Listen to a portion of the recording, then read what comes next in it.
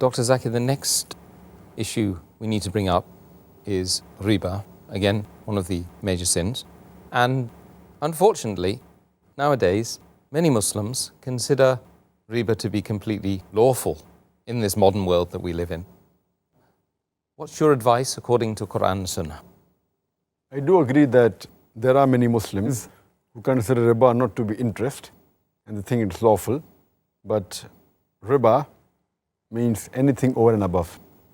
It includes usury, that's exorbitant interest, but it even includes interest, because by definition interest is money earned on money lent, and usury is exorbitant interest. So whether small or big, riba is haram. It includes interest as well as usury. And Allah subhanahu wa ta'ala has used the word riba in the Quran no less than 8 times. It's mentioned in Surah Al-Imran, chapter number 3, verse number 130. Surah Nisa, chapter number 4, verse number 161. In Surah Baqarah, chapter number 2, verse number 275, it has been used thrice.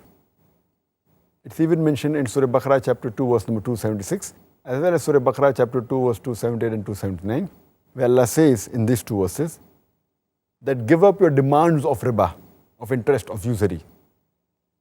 And those who do not give up the demands of riba, take notice of a war from Allah and His Rasul.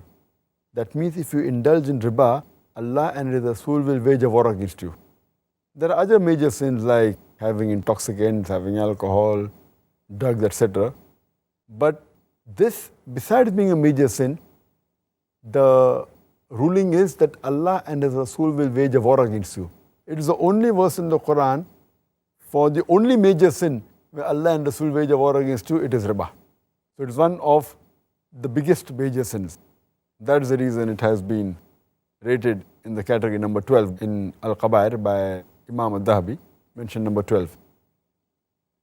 And as far as the punishment is concerned, it's mentioned in Sahih Muslim, volume number 3, hadith number 3881, the beloved Prophet Muhammad, he cursed those people who accept riba and who give riba. Those who take interest and give interest. Those who record it, as well as the 2 witnesses, all of them are the same. The Prophet said that all these people are cursed. The person who gives riba, the person who takes riba, the person who records riba, the person who is a witness.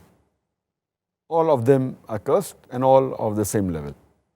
It's further mentioned in Mustadrak al-Hakim, hadith number 2259, the beloved Prophet ﷺ said that there are 73 different types of riba, different degrees of riba. And the lowest one is equivalent to a man doing zina with his mother. With the lowest level of riba, or the 73 level, is equivalent to a man doing zina with his mother. And this is a Sahih hadith. And it's mentioned in Musnad Ahmad, volume number 5, page number 225, also in same hadith repeated in Sahih Al-Jamia, hadith number 3375. The beloved Prophet ﷺ said that anyone who takes riba equivalent to 1 dirham, it's worse than a man committing zina 36 times. If you take 1 dirham of riba, it's worse than a man committing zina 36 times.